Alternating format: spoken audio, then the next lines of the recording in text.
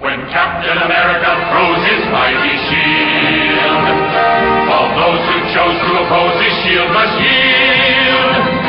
It is led to a fight and a duel is due, and the red and the white and the blue will come through when Captain America throws his mighty shield. Hello, and welcome to the 9th episode of the second season of the podcast series here on We Are Respectable Negroes, what we affectionately like to call WARN. I am Chauncey DeVega. You may recognize my voice from Ring of Fire Radio with Mike Papantonio, Mark Steiner, the BBC, Tom Hartman, or the Ed Schultz Radio Show. We're coming around the bend towards the end of the second season of the podcast series here on We Are Respectable Negroes, and I'm going to call an audible, or a false finish as they say in pro wrestling, at the end of our last conversation with author and artist Vox Brown here on WARN, and that's a direct allusion, by the way, to my conversation with Vox Brown, that reference to professional wrestling. We had a great conversation about the life and times of the one and only Andre the Giant, and popular culture and comics, and breaking into the comic business. So if you're at all interested in any of those issues, please check out that episode, share it with your friends, and I'm sure you're going to like it. There I said that Jerry Davis, former music director for Fox Sports, would be the next guest. Now, Brother Davis is going to be the guest on the next podcast episode here on WARN. The episode is done, edited, and in the can, as they say, and I'm going to post it next week. So you get a twofer. You get this great conversation, and in a few days, maybe a week at the most, you'll get the next conversation with Jerry Davis. As I said, it's worth waiting for. I was lucky enough to go to the Chicago Comic-Con because of the Friends of WARN, and I want to extend a deep and warm thanks to them for their generosity. Working the racism beat, as they call it, is exhausting and tiring, especially when you have events like what went down in Ferguson and the panoply of issues we've seen over the last few years. So I needed to recharge those batteries, and I really want to thank all the folks who support my website and my work, ChaunceyDeVega.com, my writing at Alternate and Salon, who click and share my work on Facebook and elsewhere, Twitter, that it really meant a lot that folks dug into their pockets during what are not easy economic times and threw some change into that PayPal link so I can go to Comic-Con. It meant a lot to me. Now, in keeping with the ghetto nerd comic book film energy, I decided to bump up my great conversation with Professor of Philosophy and Economics, Dr. Mark White. He's the author of the new book, The Virtues of Captain America, Modern-Day Lessons on Character from a World War II Superhero. Given that Captain America 2, The Winter Soldier was just released on Blu-ray, the timing for my conversation with Mark White could not have been better. And speaking of Captain America 2, if you've not seen the movie, do seek it out, please. It really is a great film. It has this 1970s 3 Days of the Condor feel to it, and it's one of the most politically rich and timely films in recent memory. Now, Professor White's knowledge and experience with popular culture and superheroes is expansive. In addition to his new book on Captain America, he has edited or contributed to scholarly books on Superman, Watchmen, Iron Man, Batman, the Avengers, and the Green Lantern. Mark has also written for Psychology Today and other online projects. Politics is popular culture is politics. In this great conversation, Mark and I talk about using popular culture to help students think about and develop their own personal ethics, the appeal of superheroes as modern-day myths, how our shared love of comics and graphic novels came into being, and of course what Captain America can teach us about politics, citizenship, ethics, and personal virtue. As is my habit, Mark also shares some practical insight and advice for anyone who's interested in breaking into the academic publishing market, how to pitch to editors, and the rules and lessons he picked up along the way in his career to being a senior and widely read scholar. Superheroes are more than guys and gals in tights, with superpowers and abilities. They really do offer us a great insight into our collective subconscious. Professor White gives us lots to meditate on in this conversation, and the second to last podcast installment for Season 2 of the podcast series here on We Are Respectable Negroes. This is really good stuff all around. I enjoyed the conversation. I learned a lot from Professor White, and I do think you will too. I hope you enjoyed the show.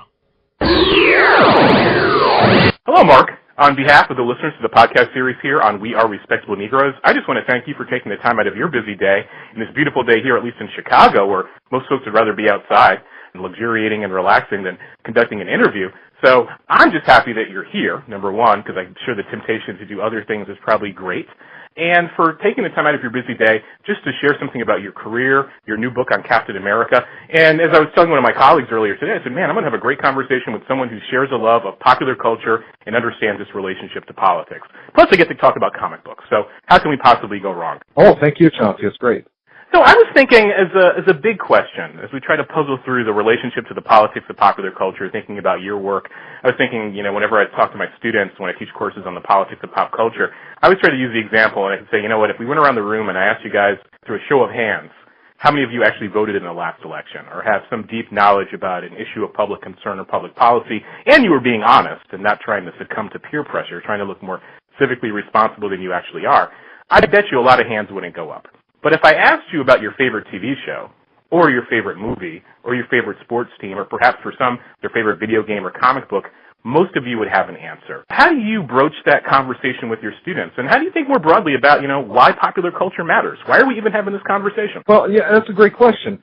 the approach Bill Irwin took when he founded the Blackwell Philosophy and Pop Culture series, and that's the series in which my edited books on Batman and Watchmen and Iron Man appear, is that when you want to introduce philosophy to students, whether it's in the classroom or whether it's with a popular book like the edited ones, it's unfamiliar to them and may be intimidating to them. And this goes for politics as well. I think it covers a lot of academic areas. It could be history, it could be sociology, psychology, whatever.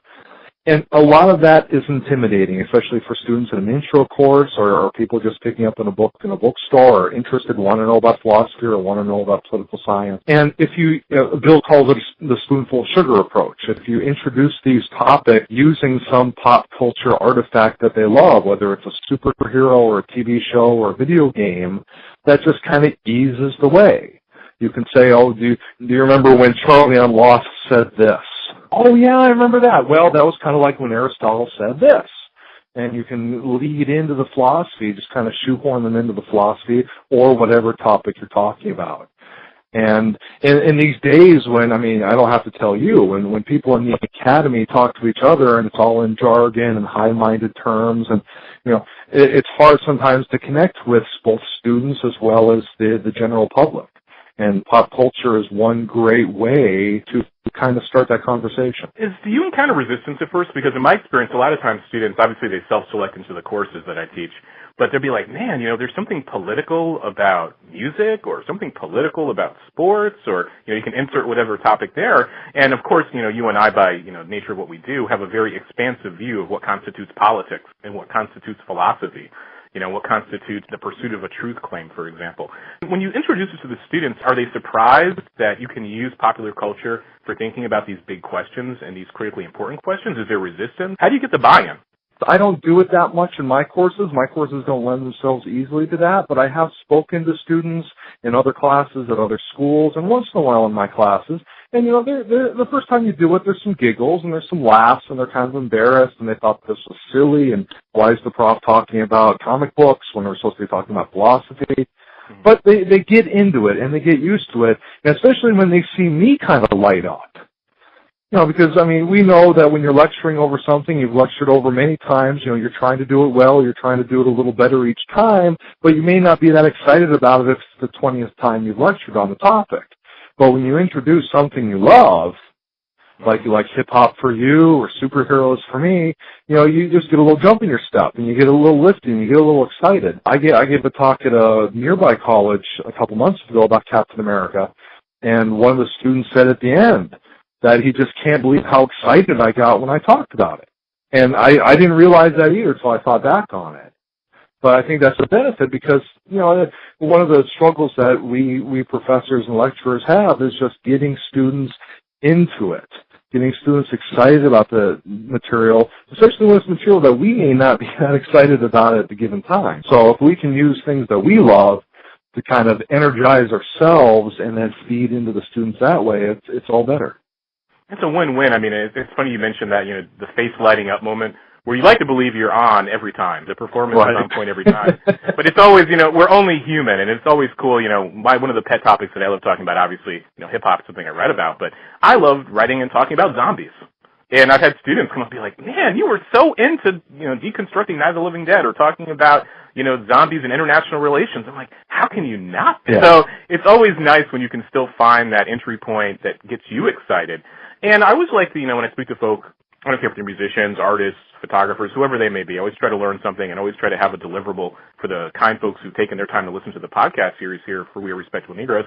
I always try to figure out I'm very curious about process and that light bulb moment that brings people to the topics they care about. So sort of thinking back at this point in your career, how did you decide that you wanted to enter academia? And then how did you have that other moment where you said, whoa, Captain America and other aspects of popular culture and superheroes is something that I want to write about? Was it something you always wanted to do, or was there an epiphanal moment? It wasn't something I always wanted to do, because actually I've got kind of a broken history with comic books. As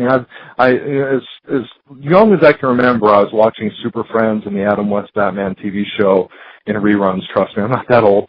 But, I was watching these things, and then my parents would pick up comics for me at the grocery store or whatever, and I slowly got into them.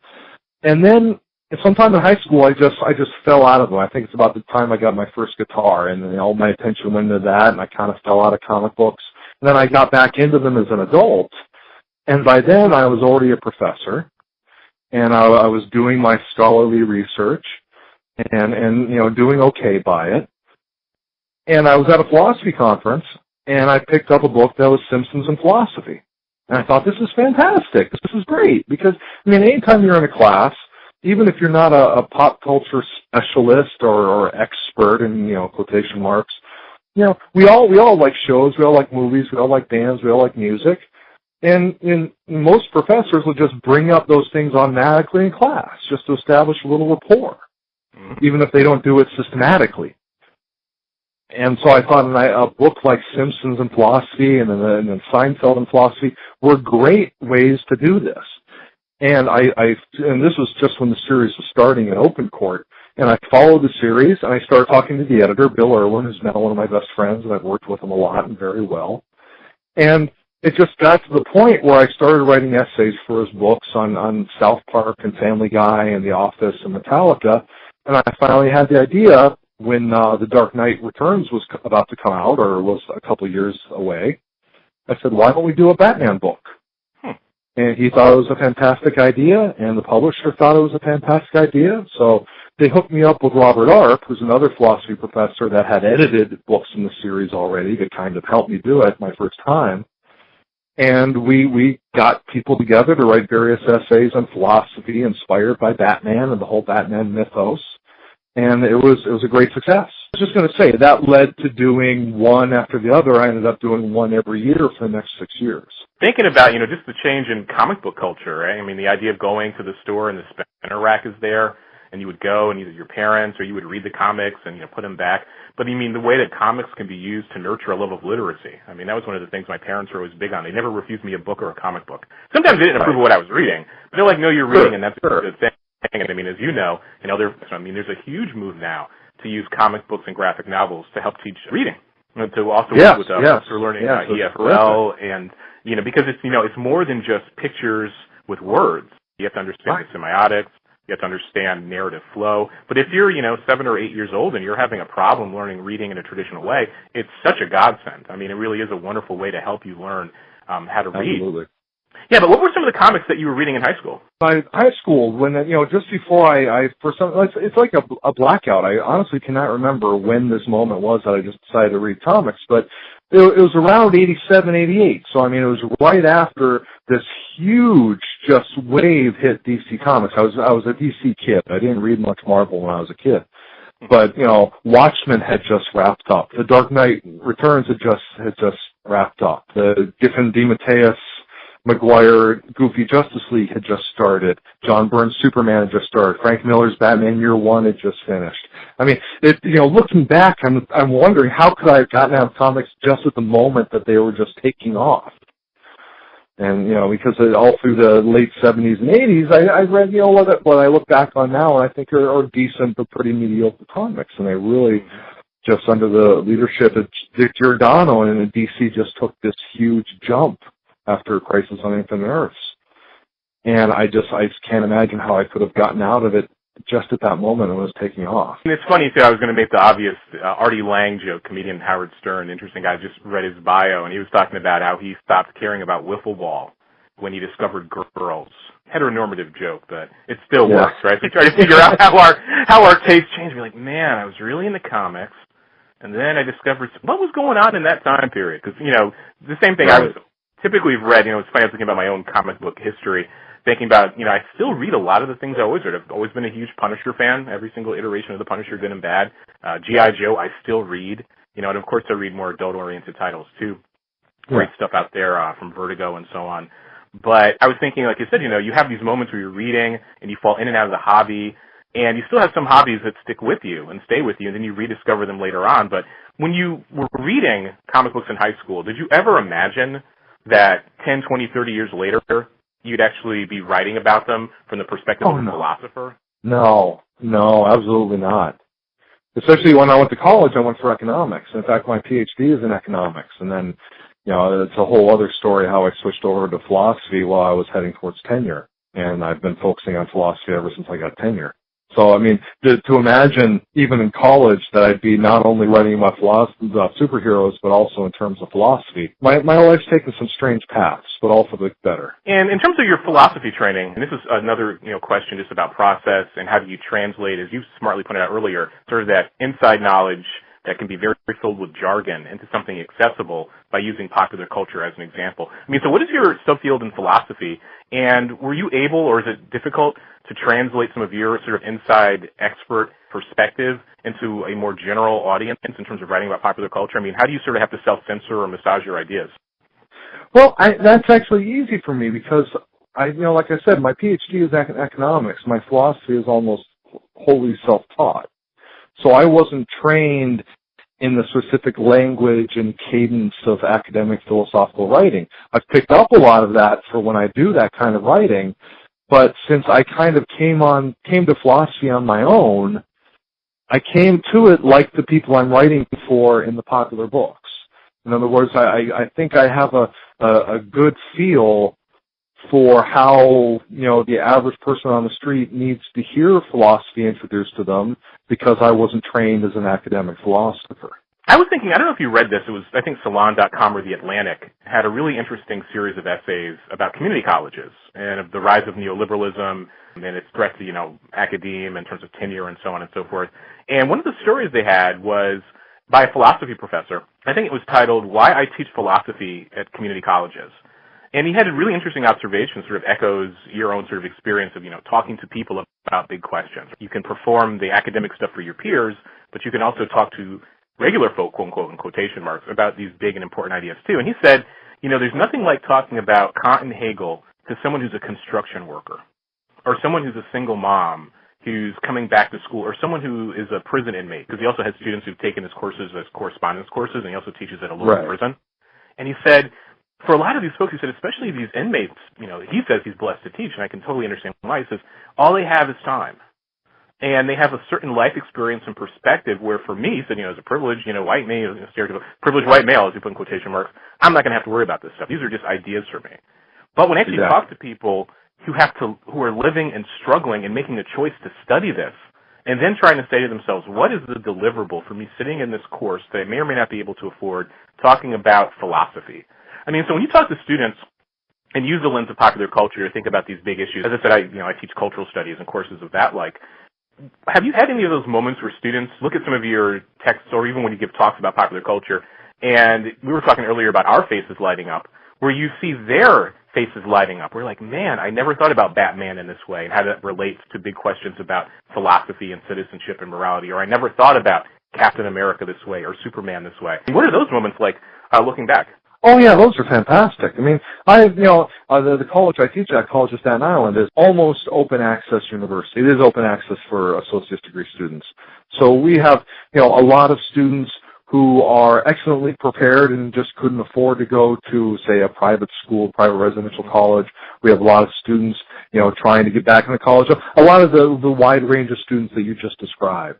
And, some of them, when you introduce topics this way, and like you said, they're kind of worried. They're maybe a little scared that they're not going to understand it. They haven't been to school for a while. Maybe they didn't do that well in high school.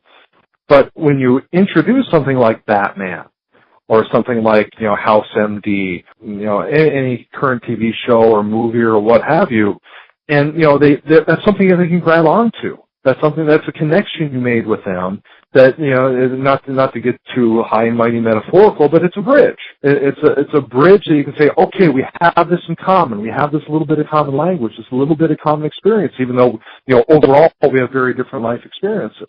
But here we have something in common. Let's use that.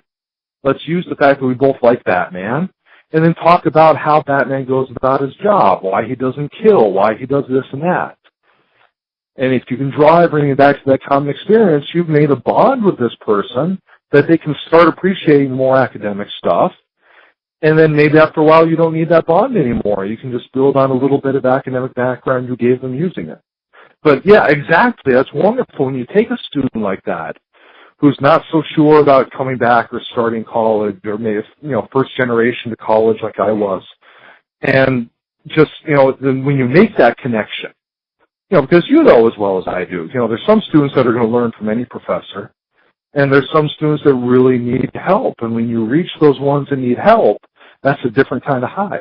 It's a small universe. As I said, I'm also the first in my family to go to college, and I spent a lot of time working with first-generation, low-income students in various federal programs and in their life. Yeah, and it's always like, okay, some folks are always going to make it. They're going to be okay. But then how do you deal with, as you said, that smart kid who just needs that hook, perhaps because they're distracted, perhaps because it's anxiety, or maybe they're just practical. They're like, hey, you know what, I got all these other responsibilities. Please show me why this matters. And then you can find that hook. An obvious one I like to do in some of my intro courses is watch The Matrix. So we watch The Matrix and then read, the allegory of the cave. And then use that as a way of thinking about claims about reality and truth. And so many students will be like, they thought about it that way. But then other students are like, man, am I Neo? Or how am I, still stuck in the Matrix? And the huge philosophical question there is, why would you want to leave? If the lie is better than the truth, well, maybe you just want to live your whole life in the lie, pretending to be someone else online, lying to yourself, self-deception. The thing about movies like The Matrix is, usually you talk to people about The Matrix, and you don't have to tell them these ideas are in the movie. They already know. They just didn't know they were platonic ideas, or they didn't know they were ideas about mind or experience machine or Nozick or anything. But they knew that those ideas were in there. They recognized them, and they probably talked to their friends and family about, boy, this was cool how he didn't know he was in the Matrix and everything. And then you tell them, you were already doing philosophy. You were already thinking about philosophy. Now I'm just going to teach you the terms that philosophers use. And they're like, wow, I already knew that. I already thought about that. And you just help them refine it a little bit. And that light just goes off. Yeah, and is that the ethic, you carry into your own writing about popular culture, that folks have the basic tools to understand philosophy? You assume an interested public is reasonably intelligent. And now I can use Batman or Superman or Captain America or a popular TV show as a way of then introducing them into the more rigorous text. So we don't, as I tell students, it's like popular culture, depending on how you approach it, can be a beginning, but it shouldn't necessarily be an end. So don't just stop here, right? Let's dig a little bit deeper. So, is that the philosophy and the approach that you use in terms of your own writing for a public audience? Yeah, especially since most of my writing is about ethics. Everyone has some vague idea of what they think right and wrong and good and bad are. And that's why I always say in introductory ethics classes is, I'm not going to teach you what right and wrong is. I'm going to teach you to look at what you think right and wrong is and refine it. Maybe you'll change your mind, maybe you won't, but you'll understand your own ethical beliefs better.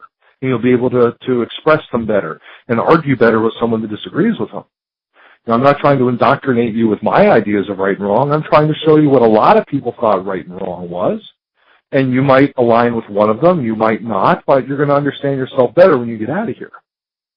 That's because, like I said, everyone's already got some, at least embryonic idea of what right and wrong and good and bad means to them. Or you think that you ought to make everyone as happy as possible. Well, that's very similar to utilitarianism. Maybe you're a utilitarian, et cetera, et cetera. I was thinking about the right and wrong and these questions of ethics. This is a natural transition to thinking about superheroes. And you earlier mentioned your love of superheroes. So here's a softball question, and here's perhaps one that's a wee bit harder, and this is totally open-ended. How do you define a superhero? And in terms of defining a superhero, how is that a reflection of our contemporary mores and values? Who gets to say this person is a superhero as opposed to a supervillain? And then how does that, as I say, sort of reflect a given ethical framework? That's a very good question. No, I thought about this a lot because I've been in different fora and talking about what's a superhero and this is someone. Last one I was in was right after pilot. I can't remember what his name was. Flying the plane that was falling into the water, and he leveled it out just in time. It was like, but we were talking about, is he a superhero? And of course, many people are a hero at all. And many people say, of course he's a hero. He saved all those people. But then there's other people who are saying he did his job. He did exceptionally well under very hard circumstances, but he did what he was trained to do. And should we call him a hero for that? And, or like firefighters that are trained to run into burning buildings, are they heroes? Well, they're putting their life at risk, but they're paid to do that. They consented to do that. That's not like a professor running into a burning building to save somebody. And so I thought about this a little bit. I haven't written anything on it or thought enough about it. But I think you really have to separate. When you think about a superhero, you have to separate the super from the hero, because hero, we see heroes. There's still a debate over what it is, but we see heroes. And my intuition about a hero is that it's just somebody who goes above and beyond to help people, especially at great sacrifice to him or herself. So that could be a firefighter, that could be a police officer, that could be a soldier, that could be, a teacher that spends twice as many hours as they're supposed to in the classroom to help their disadvantaged students. Those are heroes. And those are, everyday heroes like I don't know if you're familiar with the book series that Brad Meltzer and Chris Eliopoulos have, where they books for kids like I Am Rosa Parks, I Am Abraham Lincoln. Oh no! Wow! Introducing people to real heroes. Oh, they're fantastic books. And what are they called again, or what are the authors' names again? Brad Meltzer. He wrote he wrote Identity Crisis for DC. Yeah. And Chris Eliopoulos writes a lot of draws a lot of all ages comics. They're calling attention to the fact that we don't, especially now that we see so many superheroes on the big screen, and now even increasingly on the small screen. And I think what he's trying to do, I don't want to speak for him, but I think what he's trying to do is call attention to the fact that we don't have to look for superheroes to get examples of heroism. There are heroes around us. And if anything, we overuse the word hero, but there are true heroes and inspirational figures around us. And so I think when you add super to it, you're just, taking the concept of heroism and blowing it up in some fantastical way. Mm-hmm. So obviously Superman with the Kryptonian powers. So obviously if you have some superpower that human beings don't have, you're a superhero. But even someone like Batman, who has just trained himself and developed machinery and built himself up to a almost superhuman level of perfection. You could say that's a superhero because that's not something someone's going to do. And there's a fantastical element to it because he's unbelievably wealthy. He has all this time, all these resources. He can obviously do this. He's obviously genetically gifted to be able to do this. So even though he doesn't technically have superpowers, there's definitely a fantastical element to him. And that's where I think the super comes in, the superhero. Iron Man and Batman. So offering the provocative question, is their status as superheroes diminished because they have unlimited resources? I don't think so. Just because they have unlimited resources, we also have to look at what they do with them. Mm-hmm. I think I know what you're getting at, is that they haven't had to struggle like, say, Peter Parker has. That's right. But, Superman isn't wealthy, but he obviously doesn't have to struggle because he doesn't need much. The fact that Bruce Wayne and Tony Stark have enormous wealth, I don't think disqualifies them as superheroes because they use that wealth, Batman more than Iron Man, towards heroic pursuits. And, if you think of a hero as being one who sacrifices to help people, both Wayne and Stark do sacrifice because, they could be enjoying all that wealth. And again, Tony Stark does more than Bruce Wayne does in typical stories. But, they do give up that private life. They do give up the spoils of that wealth to be heroes. And they make use of the wealth to enhance their ability to be a hero. Do you think Batman is mentally ill? Not that would diminish his superhero exploits, but the idea of, is he, obviously has PTSD, struggling with the trauma over the loss of his parents, and he, to my armchair, psychologist here, he does seem to have a penchant for obsessive-compulsive disorder. He doesn't kill his enemies. He locks them up knowing they're going to get out. And what sort of purpose would Batman have in a world without villains? Have you had that sort of over beer conversation with your friends or colleagues about a given superhero trying to do the armchair psychologizing? Oh yeah. Well, for one, there's a psychologist named Travis Langley who's written a book called Batman and Psychology. Not being a psychologist or an expert whatsoever in psychology, I don't think he's mentally ill. I think he's extremely devoted to his mission, and that appears to an outsider to be unhinged. Bruce Wayne is the mask and Batman is the real man. Mm-hmm. And the fact that he is Batman 24 hours a day, and he puts on the mask of Bruce Wayne when it serves his needs, when he has to mingle in high culture and high society and try to sniff out some clues. that's extreme devotion, and that's superhuman devotion. That's part of one of the fantastical elements of the Batman mythos. I just my untrained, unexpert opinion is he's not mentally ill, but at the same time he's not someone to be emulated. And I actually wrote about this in one of my chapters in Batman of Philosophy. Kind of wrote the chapter as if I was interviewing one of Batman's mentors that happens to be a Taoist scholar or a Taoist sage, and talking about how Batman was influenced by Taoism, and one of the ways in which Batman falls short of the Taoist ideal is he has no balance in his life. His life is oriented 100% towards fighting crime. And that's not the way to lead a fulfilling life, even in terms of the Aristotelian virtue ethics. So, I mean, is he mentally ill? I'll leave that to Professor Langley and the psychologist to discuss. I don't think so. I just think he's extreme. And I was thinking, too, about the masked question about Batman. I mean, Superman is another great example. That wonderful soliloquy, I doubt that it was original in Kill Bill, or Kill Bill 2, where Bill basically talks about Clark Kent and says, Clark Kent is Superman's critique of the human condition. He's Jor-El, and he has to pretend to be Clark Kent, to be this pathetic human being. Oh, no, just Kal-El. I'm sorry. Kal-El, yeah, his father's Jor-El, yeah. I lost it for a minute there. Yeah, he's Kal-El, but he has to pretend to be this pathetic Clark Kent character in order to fit in with humanity.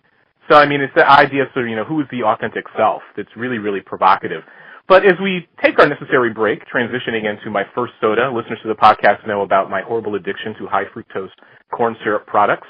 My lifelong addiction to Coca-Cola and black cherry soda and other horrible things, and I don't deny it. I just keep giving the dentist money. And I was joking with a friend the other day, and he's like, "Man, you're going to get diabetes." And I was like, "Well, they can take the left foot or the right foot." And he was asking me, he's like, "Which one do you want them to take?" But no, that's hyperbole. I don't want that to ever happen to me. So we're going to take our natural transition in a brief moment. And when we come back, focus a wee bit more on Captain America. But before we do that, I was just curious about what attracted you to superheroes, because there's so many different types of comic books, so many different types of fandoms, so many subgenres. Some folks like realistic crime comics, like Brubaker's great stuff, Criminal Run, and so on.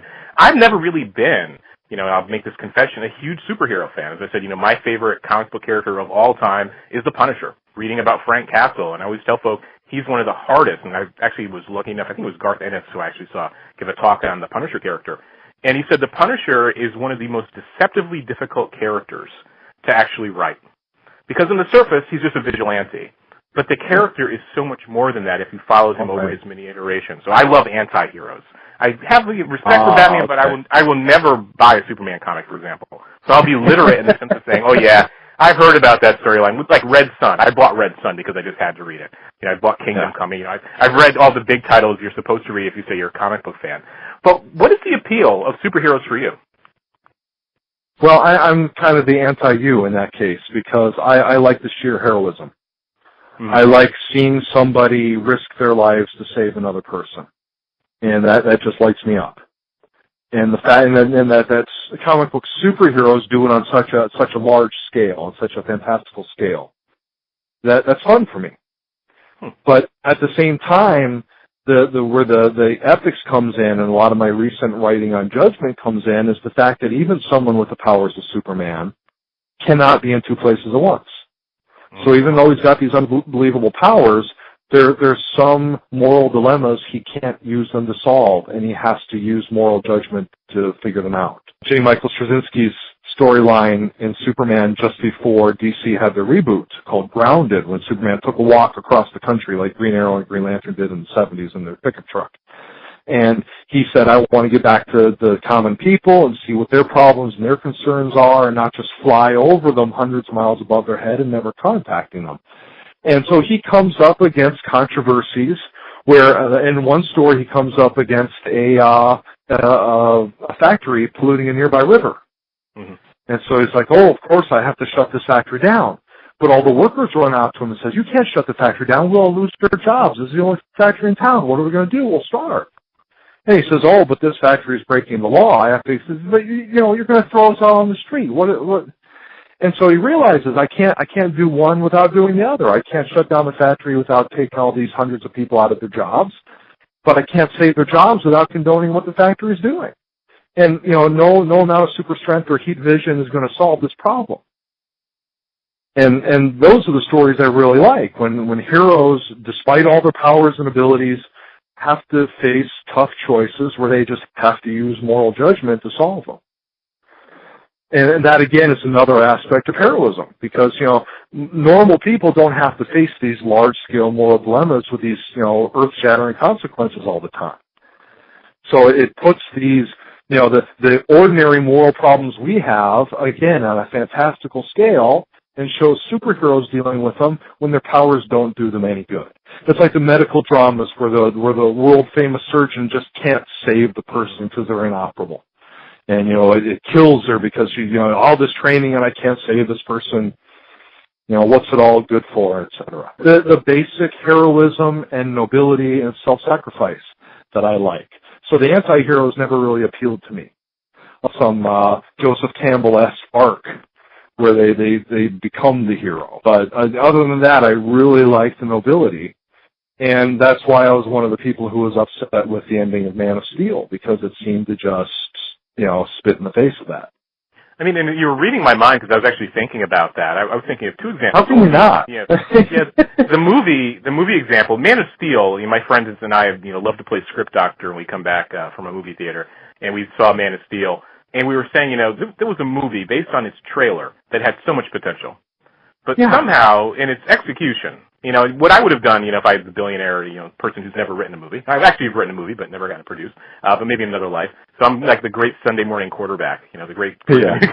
So if they put me in the studio on the script and be like, I'll probably come up with something, 1,000 times worse. But I thought the ending, betrayed Superman's character to the degree I understood him, because I was like, this Superman doesn't seem to care about innocent people's lives. Right. Superman is fighting in the middle of the city. The Superman I know, depending on whatever iteration, would rather be killed than put people at risk like this. And the other thing, too, again, playing script doctor, I thought would have been a much better ending than the one we had. And, as I understand audiences have a limited attention span, I don't think they should have introduced General Zod in this movie. I think it should have been one of his emissaries. And Superman fights her, right? Who's the characters he was fighting? So it's Zod, and who are his two lieutenants? I can't remember what they're called in this movie now. Yeah, whatever they were called, right? So he should have fought the Zod's lieutenants, right? So he's relieved that he's defeated this threat. And then she starts laughing. The bigger ones behind him, yeah. Yeah, and then he beats both of them, and the audience is like, man, Superman has protected the Earth, we know who he is. And then lo and behold, you discover after the credits, or you can do the whole Easter egg, that then General Zod is coming.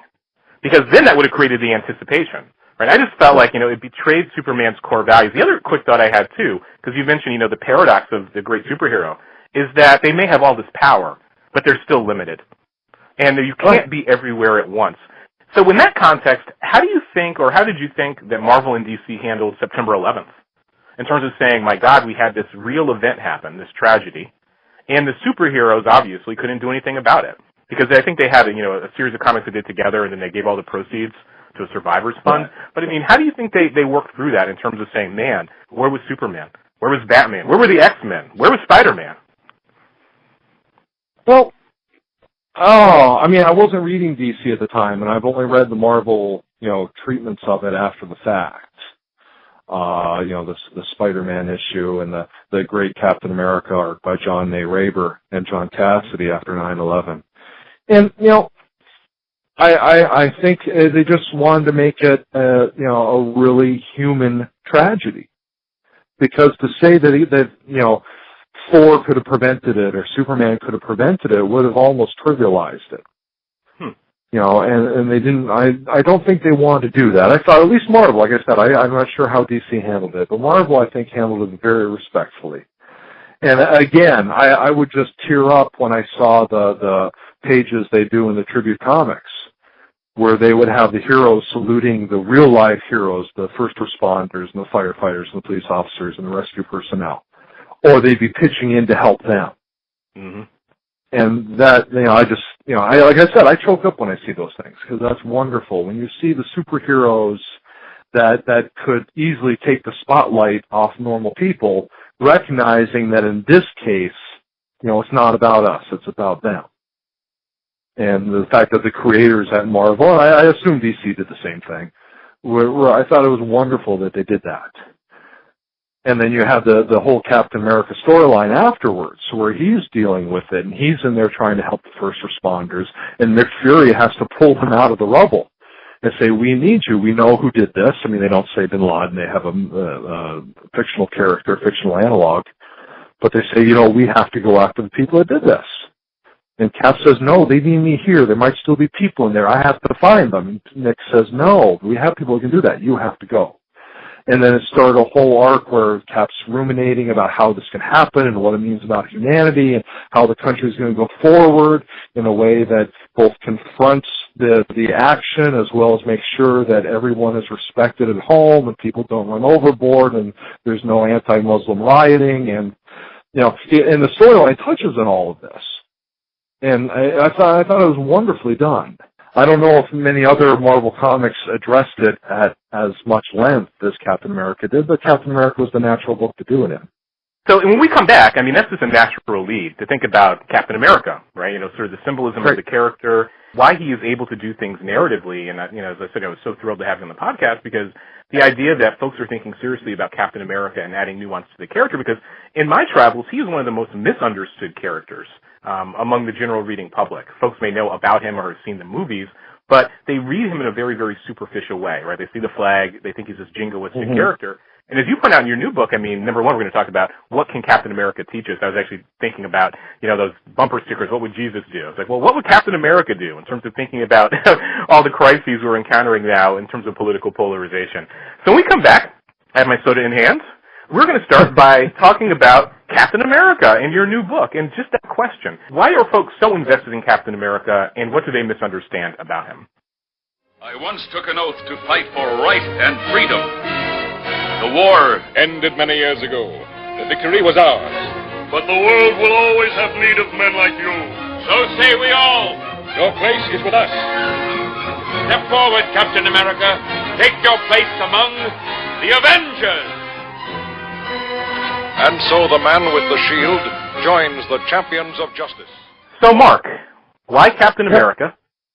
And what can Captain America teach us about politics today? Well, why Captain America? That's the easy part. Is one, there's definitely a renewed interest in the character since the movies and both his solo movies and the Avengers. As well as, in 2007 when he was killed in the comic book, I also raised his profile, ironically, since he wasn't around for a while, but then he came back a couple of years later. But, for me, the interest in Captain America was, when I was doing the edited books on Batman and Watchmen, etc., I always wanted to do a Captain America one down the line. But after having edited 6 of these books, I wanted to take a shot at writing one. And the Wiley Blackwell, the publisher, was very supportive. And they let me take it in the direction I wanted to. And what I wanted to do with the book was I wanted to combat a lot of the misconceptions about Captain America. Especially, the average person on the street that hasn't read any Captain American comics, they hadn't seen the movies yet, they probably just thought Captain America was some flag-waving, jingoistic toady of the U.S. government. Some symbol of imperialism. And I wanted to show that was, exactly the opposite of what Captain America is in the comics. Because it's an unfortunate misconception, because Captain America, as he's portrayed in the comics, has a lot of admirable qualities. That's why I call it the virtues of Captain America. He has a lot of qualities, a lot of, what in the classical days they call virtues, that I think we would be wise to emulate. And also counter the notion that his ethics are old-fashioned or anachronistic or black and white or simplistic. And when his ethics are actually founded in bedrock ideals and principles, but they're applied with very nuanced judgment to new situations, changing times, modern circumstances. And what are some of those core virtues that you think are timeless? Well, things like courage, things like determination, things like integrity and honor and fair play.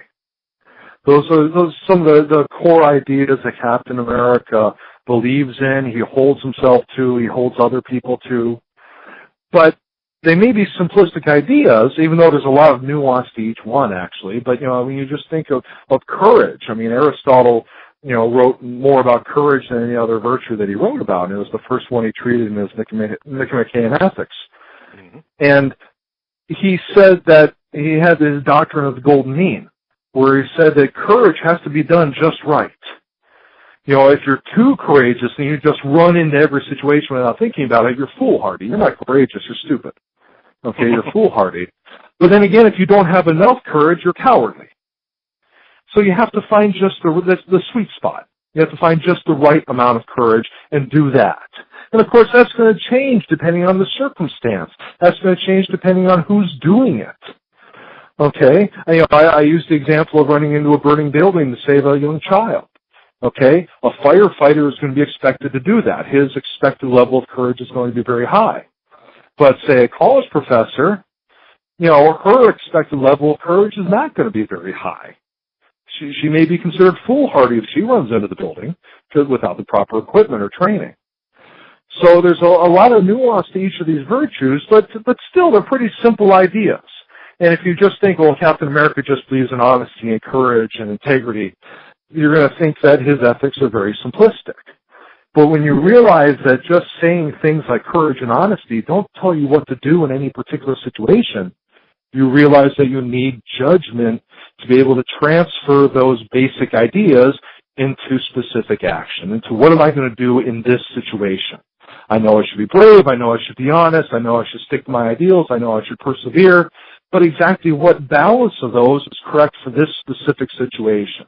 And that's where you need the critical faculty of judgment, and that's what makes CAP's ethics, even though they're based on these very simple old-fashioned ideas, very flexible, not simplistic at all. And I mentioned the Punisher earlier in terms of thinking about characters that would be hard to write because they're easily misunderstood. And Captain America, as you pointed out, on the surface is this jingoist walking around waving the American flag. He has the shield, he has the uniform, and lends himself to a very, I would suggest, banal and simple-minded understanding of American exceptionalism. So I was thinking also, too, about, number one, that must be really hard to write. So thank goodness you have folks like Brubaker, and Millar's run was also excellent. But I was also thinking, too, because of his symbolism, that he's a character that is very easy to misappropriate by the general public. So I'm thinking about all the moments where Captain America in recent times, the last few years since the election of Obama and even before, has intersected with popular culture. So we have the issue where Captain America, I think he was with Falcon, is observing a Tea Party rally. And he's basically looking at all these, racist and seditious signs. And he's trying to figure out what has driven this part of the American people to this sort of mania. And they have the fun little exchange where they talk about race without talking about race, right? Where I think Falcon makes a joke about, as a black man, he's not going down there in that crowd. Then we have sort of the Fox News right-wing pushback to that and all this hysteria about, oh my God, how could you politicize Captain America? And Captain America would support the Tea Party.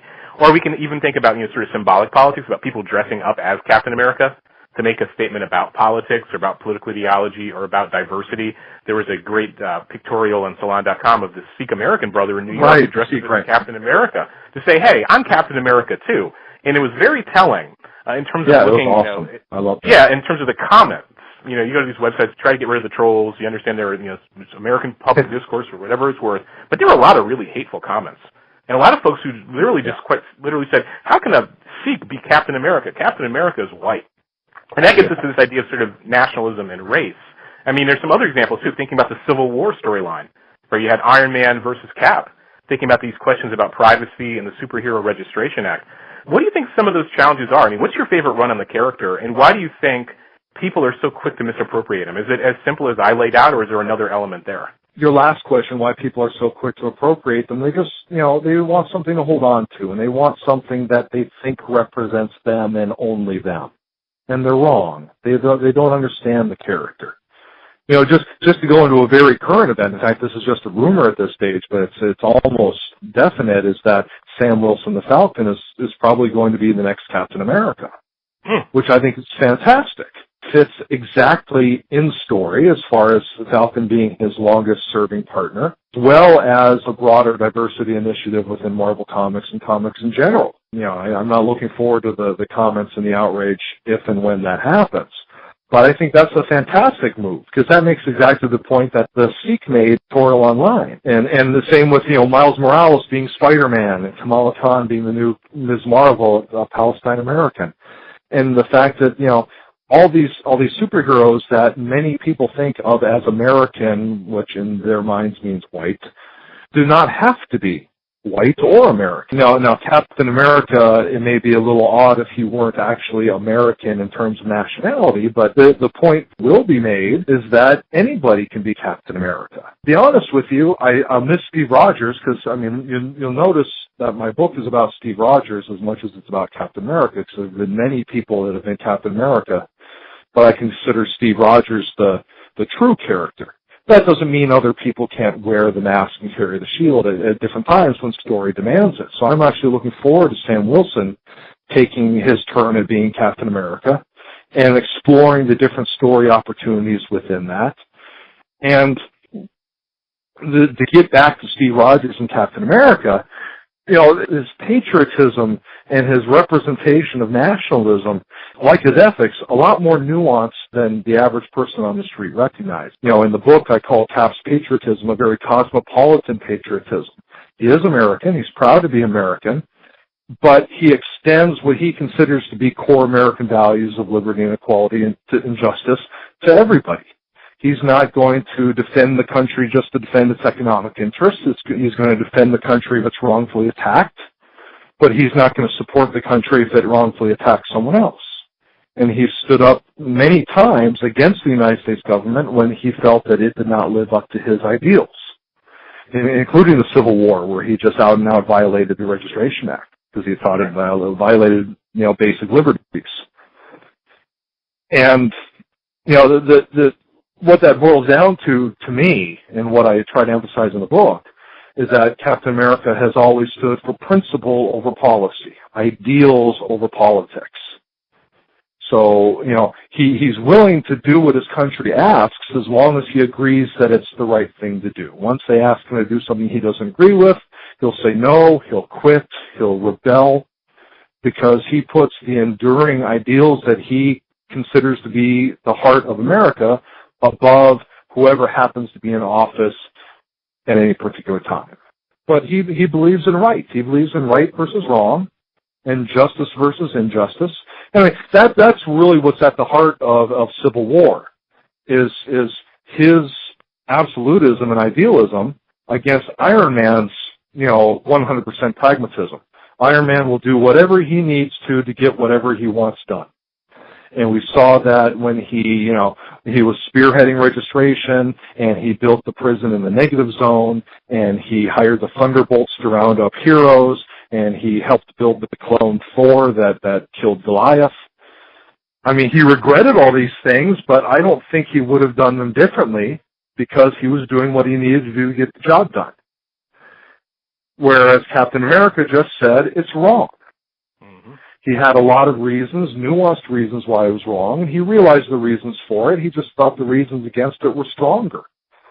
But given his determination, once he thinks something's wrong, he's going to fight it till the end. At least until he realizes that fight itself rubs up against a greater cost, which is why he surrendered at the end. Once he realized, yes, the cause is still right, but it's costing too much, and it's costing people other than me. We've destroyed New York City. We've hurt how many people? Some of those people had to have been killed, even though I didn't say so. And that's why he tells, when Spider-Man says, no, we got to keep fighting, we're winning. And Cap says, yes, we're winning, everything but the arguments. And it wasn't so much that he sacrificed his principles. He just decided, wow, as important as this principle is I'm fighting for, there's an even greater principle, and that's the people I'm supposedly fighting to protect. And I'm not doing it anymore. And that's where Captain America displays another virtue, which is humility. The willingness to change your mind when you realize you're wrong or circumstances changed to make the best decision a different one. And he says, I have to stop. This is hurting people more than I'm trying to help them. And so he surrenders. I mean, and Cap certainly wouldn't support the viewpoint that you have to burn the village in order to liberate it. I mean, as you said, Oh, no. Nuanced principles. And that makes me think, about how we critically approach these texts. We actually try to look for these intersections of, the popular and the political and the philosophical in terms of thinking about, okay, as a writer-creator working on Captain America, and I'm sure this is something you probably heard with your students a lot of times, you're trying to teach students to be critical thinkers about these questions in these texts, and they get hung up on the intentionality of the creator, the intentionality of the writer, the songwriter, the filmmaker, what have you. And I'm just thinking, in your own research, about Captain America and looking across the various iterations of Cap over the years, do you think, again, this is, purely speculative unless you've actually found something, that there's like, a character Bible for Captain America that lays out these virtues and says Cap will do X but never do Y, and sometimes he'll do Z? Or is it just sort of, these unstated assumptions about the character, and that when one person stands on the shoulders of the other in terms of taking over a title, they say, okay, here's what we've established, and let's not break these rules? I mean, how do you, in terms of your own writing and thinking about the character, say, okay, this is intentional, or this is something that's interpretive on my part, or maybe it's a mix of the two? I think it's the latter. It's something about when Stan Lee and Jack Kirby and Steve Ditko and all those wonderful creators, established the Marvel Universe in the 60s. I mean, they brought Captain America back in the 40s, but this launch of all these characters, starting with the Fantastic Four and Ant-Man and the Hulk and Iron Man, etc., they brilliantly, and the more I read these classic stories, the more I'm just in awe of what they did. Because, right now I'm reading a lot of Fantastic Four, and you read the first 10 issues of Fantastic Four that Stan Lee and Jack Kirby wrote, and you see the foundation of everything that came afterwards. All the catchphrases, all the mannerisms, all the supporting characters, all the key villains, all the interactions are there. The only thing that's really changed since then is the portrayal of Sue Storm, the Invisible Woman. Obviously wasn't very good back in the 60s, has become much better. But other than that, everything's in place. When you read those first 10 issues, having read the last year of Fantastic Four, you're reading the same people. Just, more stilted dialogue and more simplistic art, even though it's, you couldn't have the art of today without the art of Jack Kirby. But it's this Marvel universe, and I don't even know if it was intentional, but the characters were defined so well from the get-go. And like you said, one writer following the one before, and then another writer following that writer. And each one very respectfully following in, like, I love the way you put it, like an unconscious style sheet. Captain America book and other things I've written, I talked about legal philosopher Ronald Dworkin, who passed away recently, and his idea of judicial decision-making. Now, when a judge makes a decision in a case, he or she has to try to make a decision that's consistent with all the decisions that came before it.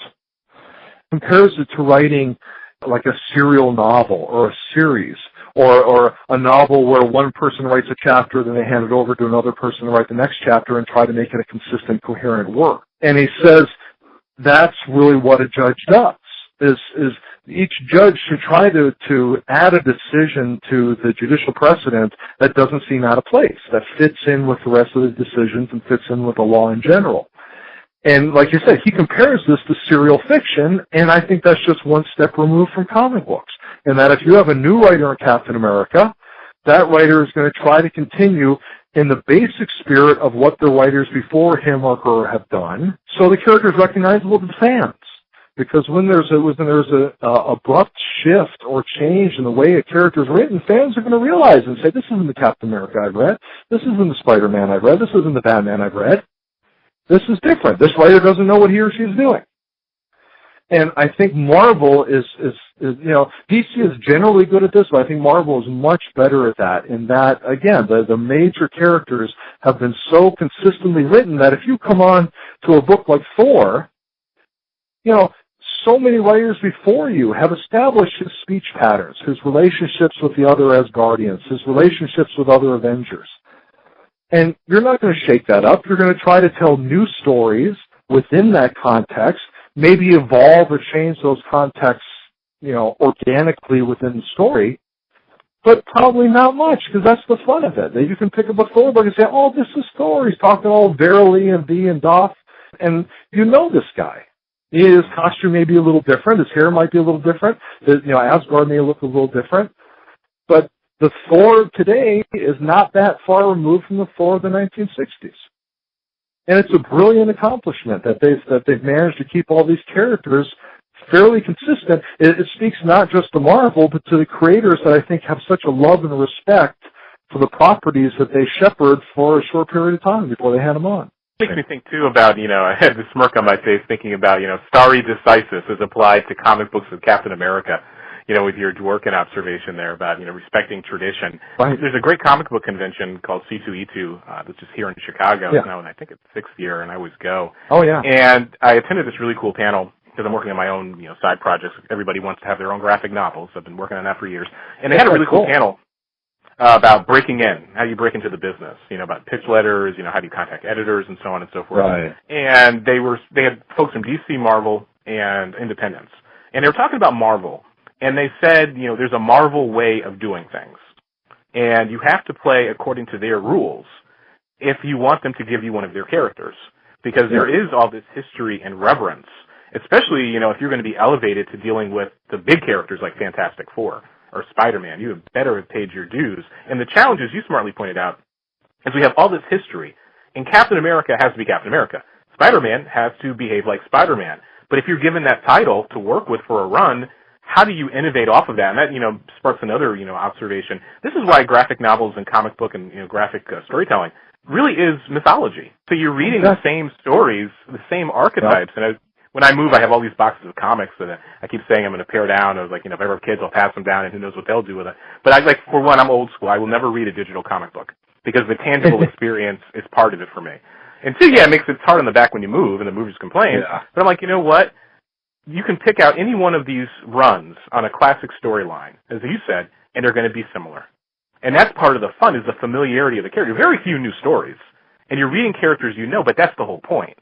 And the question becomes, how do you innovate within that restriction? But even sort of taking the long view, saying, okay, we're reverential of Marvel, respect what Kirby and Stan Lee have accomplished. What do you think, or what is your personal favorite best Captain America run, and which one do you think was the weakest one in terms of the writer-creator? It's hard to say best, because there's some that are best for some reason, some that are best for others. Probably the one that I have the most affection for is it's not even a particular storyline, but a great run of several years of J.M. DeMatteis. And, he wrote in the early 80s, and, his stories were a lot of one-shots. There was a renewed kind of social consciousness to the stories. And you had Captain America acting like a little bit of a kid opening his eyes to the world. And, one of the themes of that run, even though he didn't come up with it, DeMatteis didn't come up with it himself, was that, Captain America realizes that the American reality and the American dream are two different things. And while he fights for the American dream and he fights to keep Americans safe and everything, he doesn't realize that the American reality is not what it should be. And maybe he should be fighting more on the ground. And maybe he should be helping, the poor and the disenfranchised and the disadvantaged. And he doesn't realize that when he gets up, there's one issue of DeMatteis' run where he's speaking in front of a high school. And he's giving all the inspirational, you can be whatever you want to be, you just have to try hard enough. And these poor kids, economically poor kids, are like, what are you talking about? I don't have a shot. And it's all about their circumstances and what they have to deal with. And Captain America says, wow, you're right. Again, kind of light bulb goes off, and he should have known this all the time. But the great thing about DeMatteis' run is that he makes Captain America confront a lot of these, societal problems that are kind of below the radar of the Avengers. And other writers had the sense too, but even when DeMatteis was burdened with just a crossover with some other book or, a tie-in with some new toy line, he'd always be able to insert something into that story to make you think. It wouldn't just be a toss-off. None of his books were throwaways. And even though, there wasn't really a big storyline until the death of the Red Skull, which he quit at the end, and from the story behind that, but, every issue had something to it, even though it was just a one-shot. And one-shots these days tend to be dismissed as meaningless, a stopgap between epic 12-issue arcs. But DeMatteis made something out of every issue he wrote, no matter how silly the premise handed to him by editorial was. I love Stern's run. I love a lot of Grunwald's run, Reber's run after 9/11, Wade's run, both before and after the Heroes Reborn debacle. But they're all great. When was that run, in case listeners want to go check it out? Around the early 80s. Getting back to what Marvel does, by having characters like Captain America and Iron Man and Spider-Man be so well defined, that forces the writers to say, listen, write a good story. You've got the ingredients here. You're told how these characters have to talk, how they have to operate, what they will do, what they won't do. Now you have to try to write the best story you can with these characters. You can change them a little bit. You can move them ahead a little bit. But don't do anything abrupt or radical, because there's going to be someone comes after you who's going to want to write the same character. That's right. And that restriction can be inspiring. Having to construct the perfect 4-minute pop song. You'd have all those prog rock guys writing 20-minute epics, but try to ask them to write a 4-minute pop song. They couldn't do it because that's harder. I used to write crossword puzzles when I was a kid. I was a real geek. I used to write crossword puzzles for a local paper for a little money when I was a kid. Real crossword puzzles, And I'd write them, and, my family and friends would try to do them and everything. And they'd go, oh, wow, these are so hard. You're doing this so well. I'm saying, no, it's easy to write a hard crossword puzzle because you can find all these obscure 2- and 3-letter words. It's harder to write an easy puzzle because you have fewer words to choose from. And it's that restriction that makes it harder. But also, I was never able to write an easy crossword puzzle because those are the hardest to write because you don't have as many words to choose from. Yeah, now I have to ask, was it a crossword puzzle for children or for adults? I mean, how did you get that job? In terms of the pantheon of geek moments, that's awesome. You're like, yeah, I wrote a crossword puzzle. What did you do? So, did you apply, or did you know somebody? How did you get it? No, I like playing around with words. I played Scrabble a lot, and I look at crossword puzzles and try to figure out how they got all the words to cross over and connect, and which words were more common, and which vowel consonant patterns were more common. And I started playing around with it, and one of my friend's dads edited a local twice-a-week paper in my small town. And so I went to him and I said, hey, Mr. Williams, I make crossword puzzles. Wouldn't it be cool to run a crossword puzzle by a local kid in your paper? He said, yeah, I'll give you $10 for a puzzle. So I wrote 2 puzzles a week for him, got a little spending money, and put circumverbalist on my Vita. Wow. I love that. Now I'm thinking there must be a documentary out there on the folks who make the New York Times crossword puzzle. Oh, there is. What is it called? It's fantastic. I can't remember what it's called, but I've seen it. It's wonderful. And also about the people who go to crossword contests where they have the crossword on like a big whiteboard and they have to race to finish it. Wow. And there's a documentary on that as well? There's a subculture for everybody. I think it's the same one. It's about the people who make them and the people who solve them. I think it's one in the same documentary. And do you remember the Latin? I saw a PBS a few years ago. Do you remember the Latin or the technical name for people who are into crosswords? No, just that people who make them are circumverbalists, but I don't remember the people who do them. Circumverbalists. And that also sounds like just a name for a great musical group, or a porn star, or a porn movie. The illiterate circumverbalist. I learned a new word. So everybody listening to the podcast, use that in a sentence. Just to bother me. Go to the drugstore and say, hey, baby, I want some circumverbalist. That is something great. I mean, you learn something new every day. I'm sorry not to laugh. But coming full circle as we wind up the podcast, we started off talking about, your professional career path and the various projects you worked on. Do you have any tips or suggestions for journeyman academics or folks who are interested in either, they're in the middle of their career or starting their career or interested in, submitting to calls for various books and projects? What do you know now that you didn't know when you were starting out? Any tips to offer? Both in my scholarly endeavors as well as this popular writing, you just got to make contact with people. When I started out in academia, I would go to conferences and I'd sit in the back and I never talked to anybody.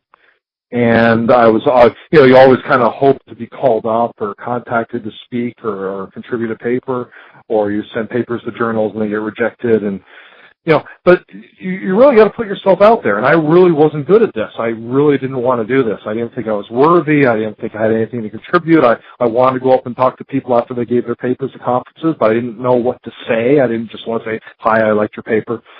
But, you just have to get out there. You have to email people. And what I started doing in my academic career is when I started working on economics and philosophy, and specifically in manual concept ethics and philosophy and economics, is I would just email all the top people in the field.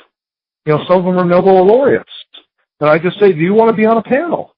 And out of 20, maybe 2 would say yes, and that'd be a start. And then, it would just kind of snowball from there. Those people would hook me up with other people and stuff. And like I said, I got started in the whole popular writing thing by contacting Bill Irwin, the editor of the series. I said, I really like this book. Have you ever thought about this book or that book? And I must have pitched half a dozen books to him, and he said no. And then I started writing for him, and he saw that I was pretty good at writing in this style, so he got me hooked up with more editors to do more. And it's really just making that first contact, because once you make one contact, and if it's a good contact, that'll lead to others. And, it's just a matter of contacting the right people, and you never know who the right people are. You just have to contact a lot of people. And you have to, I hated the word networking. The word just freaked me out when I was a beginning scholar. But it's not anything about building a whole network from the ground up. You just start with one person or 2 people, and then it'll start to spread. I'm sitting here nodding my head because that's some of the consistent advice that I've heard repeatedly from folks I've interviewed on the podcast series, also folks who are successful in their chosen craft that I've talked to in person. There's always this consistency about it's really easy to fail if you don't try. Because everybody can say, I wish I had if I had to, because you're protecting yourself. But the folks who are successful repeatedly mirror what you just said. Talk to people. Contact. Try. The worst you can hear is no or a non-response. For so many people, it's easier not to do anything than opposed to trying and receiving a negative response. I'm shaking my head saying, man, all the stuff you learn as a kid, even in middle school and high school, send thank you letters, say please and thank you, and be respectful of people, and follow up when somebody does something kind for you, because you never know who's going to give you a break. And when you get a chance to do something, do it on time. That's right. That's probably the simplest advice. I always, I get people questioning my humility when I say things like this. But I say when I started out, I didn't write very good stuff. But when I told someone I'd write something, I did it on time. And it may not have been the best thing. It may have been the best thing. I don't know. But then I'd get asked to do more because I was reliable. No, I mean, reliable isn't going to get you anywhere far if you're not also good. But people, especially in academia, people appreciate when you're on time and when you're agreeable. And like exactly what you say. You say please and thank you. You appreciate the chance. You offer to do more. Not enough to be smart. You also should be kind. And that seems to be forgotten in academia so much. So if you can distinguish yourself by not only being smart and good, but also being kind and considerate and on time, I mean, it sounds silly, but that really gets you very far, because it does seem to be a minority attitude in academia and will really set you apart. I was thinking, too, a good friend of mine, he said something about academia. People are so petty because the stakes are so low. Exactly. I love that. I love that.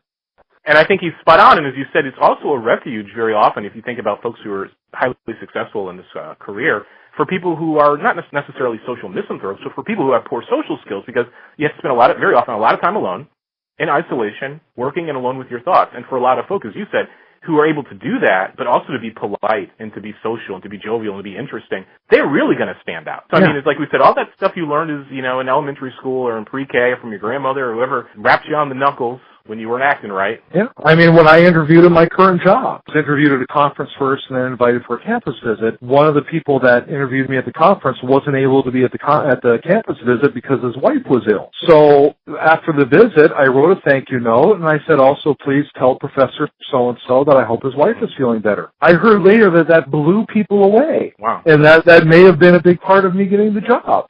Was just that little act of kindness. I think it was Colin Powell said, an act of kindness doesn't really cost you that much, but it may mean the world to somebody else. So always try to be kind to people. So where can folks, winding down, it's a wonderful, wonderful conversation. Where can people find you online? Any forthcoming work? Okay. Well, the book is available everywhere. I mean, obviously Amazon and BarnesandNoble.com and other online booksellers. I've also seen it at every Barnes & Noble brick and mortar store that I've been at. And what's the book called again, so folks can look it up? The Virtues of Captain America. And my website, I mean, everything is Prof. M.D. White. Prof. M.D. White. That's my Twitter handle. My website is profmdwhite.com. And my email, if anyone wants to email me, is again, profmdwhite@hotmail.com. So I'm happy to hear from anybody that wants to talk to me. And what are some of your upcoming projects? Anything in process as we speak? I have some scholarly things going on. I have a book coming out in fall called The Illusion of Well-Being, about economic policy and the current trend towards measuring gross happiness and the problems that I perceive with it. That's not a superhero book at all.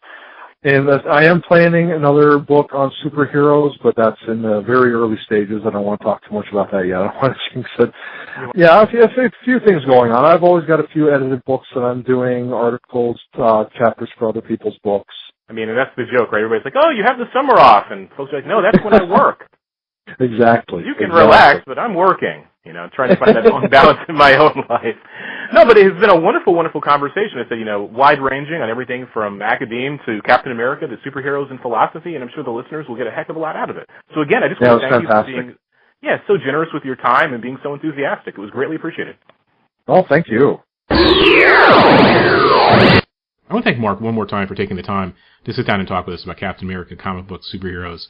That was just a fun conversation. It's always wonderful to have a fellow traveler that you can go back and forth with and do something productive in terms of trying to show folk that there's a heck of a lot going on in terms of the writing and thinking about the politics of popular culture, and that superheroes are really a projection of our collective subconscious, and that we can use them for asking and thinking about deep and serious issues. So I want to thank Mark one more time. So I got to thinking about the moment we're in, where we have so many wonderful films, and now we have a growing literature and popular culture on comic books and graphic novels. How this came to be? I mean, if you told me, child of the hip-hop generation, that you'd be able to go to the library and bookstore and find all these books on popular culture for the mainstream, I would not have believed you. If you said there was going to be great movies like the last few Batman movies, or even Superman, which for all its faults, was a good effort, or that we would have the Marvel Universe, and I just saw Guardians of the Galaxy again, Captain America 2, which I mentioned during the podcast, I would not have believed it. So we really are in this geek renaissance. And it gets me to thinking about two underrated movies that I think are really directly or indirectly responsible for the momentum that we now have. One, people may agree or disagree with. I will say the movie Unbreakable, M. Night Shyamalan. Criminally underrated movie. And I do hope he gets his act together so he can explore that universe he created, because he always said he intended to have 2 or 3 more movies in that universe. And I just love the ending with Mr. Glass, where he makes it clear that you are part of a bigger universe, and I just want to see what that universe is, and it's just a great movie. Other great movie, again, I think one that gets a little more shine, is Blade. Wesley Snipes' Blade. Now, the brother got his tax problem solved.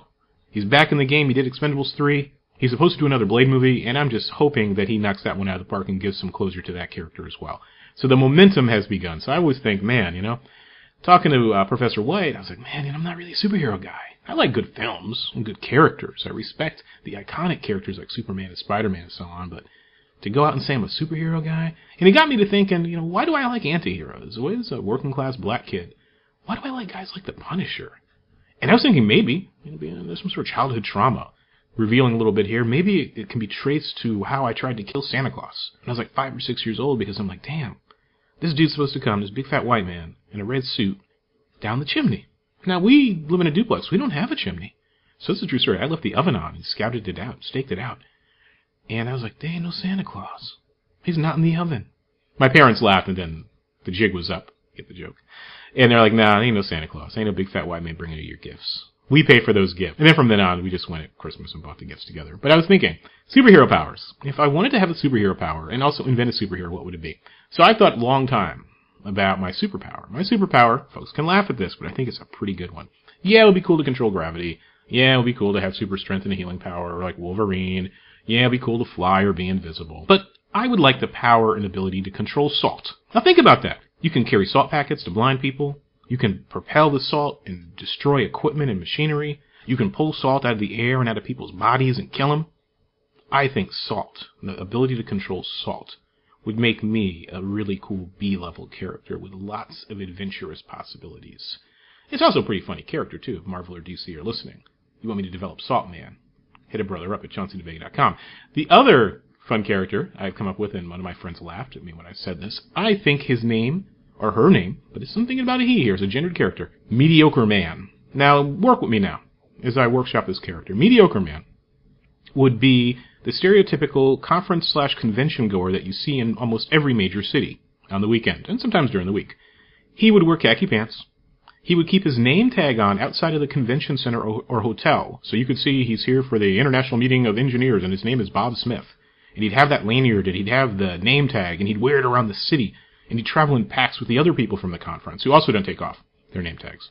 And he would have an oversized cell phone carrier on his belt. Now, this is some sort of phallic symbol, I don't know.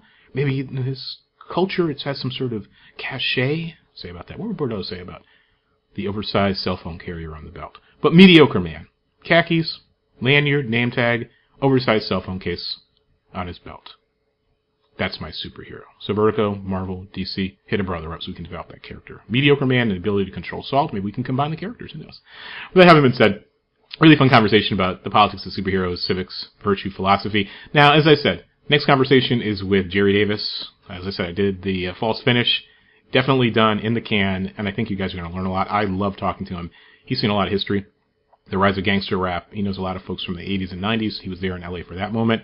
But I think the part of the conversation that really is just resonant is when he talks about how he broke into corporate America, how he helped to develop using music, popular music in sporting events, and what it was like to watch the World Series or the Super Bowl and hear a song that you helped to program and get developed and pitched in a meeting to play at those events. This sort of anonymous fame that I'm very, very fascinated by. And he's very revealing and very honest and raw in terms, again, deliverables about his experience working in corporate America, hits and misses, his advice for young professionals, and his experiences with discrimination as an upwardly mobile white-collar worker in corporate America. Must listen, Jerry Davis. So again, you're going to get a twofer. Got this great conversation with Professor Mark White. Then immediately, a few days or a week afterwards, you're going to get a great conversation to close out Season 2 with Brother Jerry Davis. So do look out for it. As I always say, the podcast is only as good as the folks who listen to it. I appreciate all the folks who click, link, download, share. Can you please do that some more?